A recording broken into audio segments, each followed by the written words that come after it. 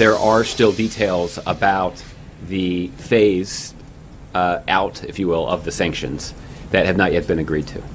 And it is the strong view of the administration that it would not be wise and it would not be in the interest of the international community to simply take away all of the sanctions on day one. As we welcome you back in for Hour 2 of America's Forum with Miranda Kahn, J.D. Hayworth, and we just heard Presidential Press Secretary Josh Earnest optimistically discussing the interim agreement between Iran and the United States. But that deal seems to have already hit a roadblock just after a week where it was formulated. Yeah, just a slight one. Now Iran demands that economic sanctions be lifted on the first day of the deal's implementation. Well, joining us for more on this developing story is someone who can offer the long view. He's Dr. William R. Forstchen, a professor, a military history expert, and he is the author of the book Day of Wrath. And also with us from Newsmax LA, our good friend Larry Elder. So, Dr. Forstchen, thanks for Skyping in from Western North Carolina. A lot of people said this deal has already gone south. What say you about the relations between the United States and Iran? I would say rather than gone south, this deal has gone to Munich. This historian recalls Neville Chamberlain meeting with Adolf Hitler in 1938, returning with a document saying, "I give you peace in our time," and the world was at war a year later. This is a highly dangerous moment in our history, and the potential of global war rests upon this situation right now. We are at a dangerous moment in global history. Doctor, you mentioned Munich. After that pact was signed, I think it was 11 months before Hitler invaded Poland. How much time do you think we have until something bad, really bad, happens as a result of this deal? There are a number of different players in this scenario, of course. Who is actually the most vulnerable at the moment is Israel, a nation that's smaller than the state of New Jersey and has made very clear in that stunning Churchillian speech by Netanyahu that they will never accept Iran obtaining nuclear weapons. So I think we are at the brink. If we go along with this or turn our back on what Iran is doing, Israel will have to react in order to survive. So Doctor, what do you think is going to happen now? I mean, now that Iran said, nope, you got to lift all the sanctions, we can't do this in stages, what do you think is going to happen now? Well, note something in the news yesterday that was troubling. NORAD recalled the Cold War days of Cheyenne Mountain. There was just a news item yesterday. We're spending $700 million to suddenly reactivate the command and control center there and protect it against an EMP. If I can briefly just mention EMP, electromagnetic pulse. It is generated by a small nuclear weapon. Iran does not need to achieve an arsenal even 1/10 the size of ours. 3 to 5 small nuclear warheads used as EMP devices could cripple the United States and take Israel out. This treaty is beyond bizarre. All I can think of is Munich, Munich, Munich.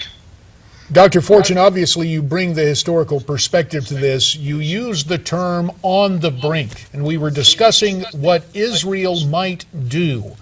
Do you believe that Prime Minister Netanyahu is ready to strike Iran? Absolutely, yes. What alternative does Israel have? Again, a nation smaller than the state of New Jersey, but 2 devices, one ground burst on Tel Aviv, one air bursted over Israel, would destroy that nation. This is a first strike weapon that Iran is trying to achieve. Doctor, this discussion about sanctions, isn't this all pretty much academic? Because aren't the Europeans just looking for a reason to lift the sanctions, and hasn't this deal already given them that reason? Well, this has been going on for years. Now let us go back historically to the 90s during the Clinton administration, where we were promised that there would be effective negotiations to block North Korea from obtaining nuclear weapons. Did that work? Well, you talk about the ineffective actions with North Korea. And in the minute that remains, really about 45 seconds in this segment, Bill, if President Obama called you for advice, you take the long view, what advice would you offer him? Well, my first piece of advice might be resign. But my second piece of advice would be go before the Senate, put this before the American people, And unlike the tax bill, let us have an open debate on the floor of the Senate, which according to the Constitution is the one that ratifies agreements, and let the American people know the full content of this agreement. We would stand up and say, no way. Well, if you're going to have a major agreement, it only stands for both common sense and the Constitution to air it out in front of the United States Senate. Dr. William R. Forstchen, we want you to stay with us. Larry Elder will stay with us in L.A., and you stay with us too as we come back to talk about the building and quite possible Day of Wrath, Bill Fortchen's new book. Stay tuned.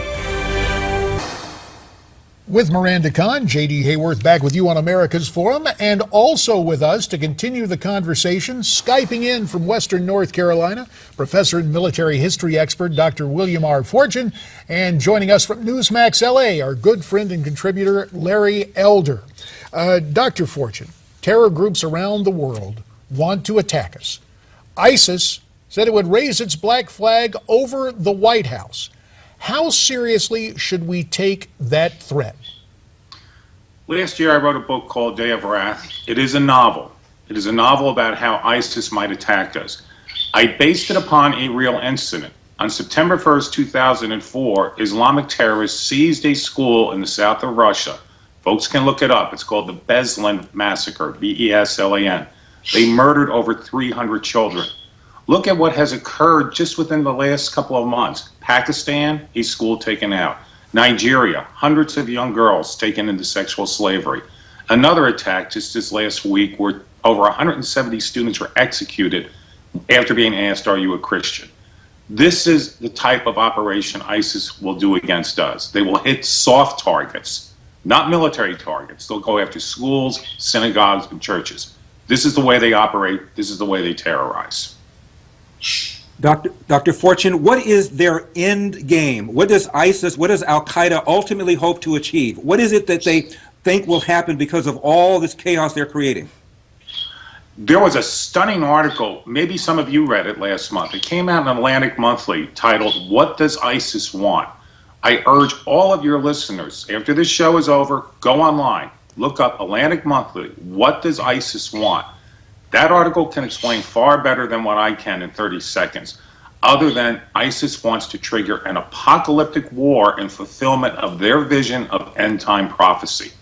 This is not an enemy we can logic with or negotiate with. It is an enemy we had to confront before they come to our shore and be ready to defend here, particularly schools, churches, synagogues. So how do we defeat them? We are a very war-weary nation, are we not? When we talk about boots on the ground, we were also a very war-weary nation in 1939 with the bitter memories of World War I. But we had to face the harsh reality of the world. This is an enemy bent upon our destruction. Ironically, in the divide between Sunni and Shiite, both of them are bent upon our destruction.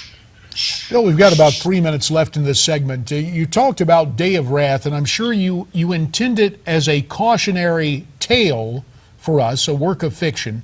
How would you respond to those who say, hey, you know, you've basically laid out a scenario for ISIS? You know, I actually felt a moral responsibility to check with some friends in the military and also involved in politics. And I think the answer is out there in the open. If I could think of it as a historian / novelist, it's already in their game book. I'm simply writing about what they have already decided to do and actually what they've already have done. And that is go at the emotional soft targets. Dr. Forstchen, how different would our conversation be today had Obama left a stay-behind force in Iraq? It would be a very different conversation.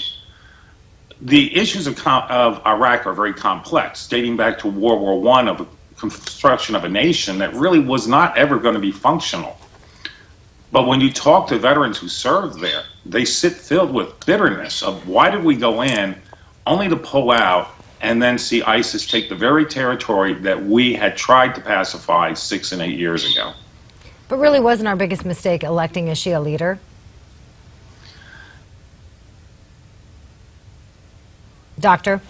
Oh, gee, it looks like Did we lose you? Oh. And it's because he's Bill Forstchen I thought maybe it was my question. with his Yeah, knowledge. Miranda, you wiped him out, Miranda. I did. Apparently so. You know, we were taking a look, Larry, at that beautiful study that Dr. Fortune has in his home up by Montreat Anderson College in Montreat, North Carolina, and you can tell just from the trappings there of that He's that a history wonderful. and military buff. Are Yeah, you there? I think I books in heard the some background. parakeets. Didn't I hear some parakeets or something in the background?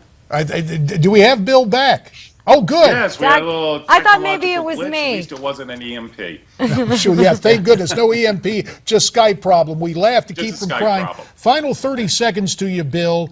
Yes. Your warning for the American people, what you hope to achieve with Day of Wrath.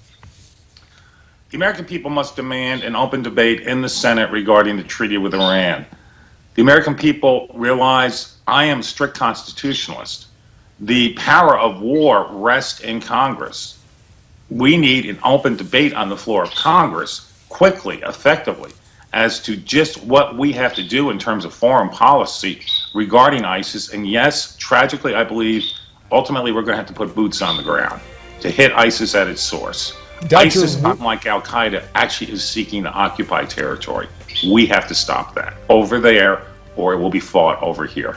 Dr. William R. Forstchen, noted military historian, author of the book Day of Wrath. Whether it's debate in the United States Senate or debate around the water cooler, these world events are prompting a whole lot of talk. America's Forum will continue after this, so stay tuned.